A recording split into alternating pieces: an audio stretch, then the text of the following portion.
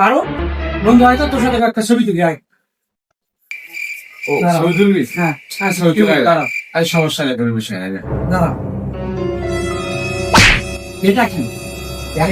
ওই আসছিলি বুঝতে পারি আসলে আসলে উপরে কি লাগছে, উপরে কি লাগছে? আরে বুক ভালো করে এরকম। আরে এই আচ্ছা। আসলে সত্যি আচ্ছা স্ট্রেট আসলে এরকম।